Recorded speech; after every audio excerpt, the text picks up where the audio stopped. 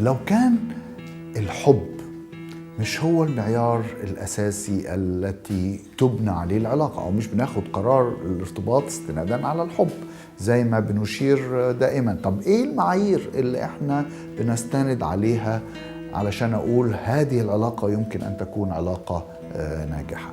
في حاجة أساسية جدا، يعني إحنا لو شلنا الحب وقلنا ده مش هو المعيار الأساسي، ففي حاجة تاني لا تقل أهمية عن الحب اسمها كيمياء الشخصيات. دي يعني توافق في الشخصية الذي يشير ان احنا ننفع لبعض.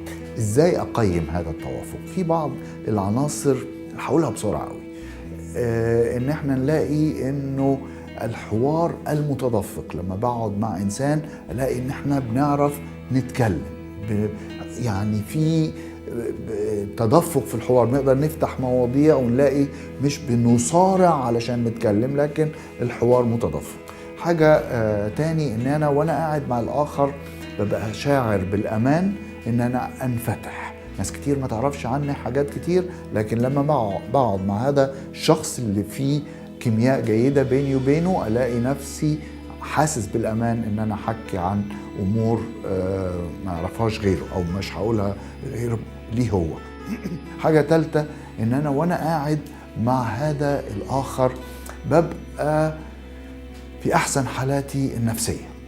في واحد تقعد معاه وتلاقي نفسك يعني واثق من نفسك، وتلاقي نفسك دمك خفيف، وتلاقي نفسك لماح. وممكن تقعد مع واحد تاني تلاقي نفسك دمك تقيل، مش لماح، مش ذكي، مش مستريح وانت بتتكلم. فلما يبقى قاعد مع شخص في توافق في الشخصية الاقي نفسي فعلا قابل نفسي وحابب نفسي. حاجة اخرى هي انه انا وانا مع الاخر ببقى شاعر بالراحة، مبسوط وانا قاعد، مش ثقيل على قلبي، مفيش نفور. لو قعدت فترة طويلة ما او يوم يومين ما شفتوش يبقى في قدر من الاشتياق لهذا الاخر، مش انفجارات الحب يا، لكن في راحة في التواجد مع الاخر. عنصر اخير هو انه انا وانا ما قاعد مع الاخر اشعر ان انا ممكن ابقى كما انا بتكلم زي ما انا معتاد ان اتكلم، يعني ما بقاش واخد بالي قوي من كل كلمة بقولها ومن الضحكة بضحك ازاي، وان انا يعني اوري البروفيل الحلو من وجهي، ولا ابقى واخد بالي من كل حاجة بتتعمل. ابقى تلقائية كلمة جميلة جدا بتشير الى انه في كيمياء جيدة مع الاخر، ان انا بحس ان انا زي ما انا.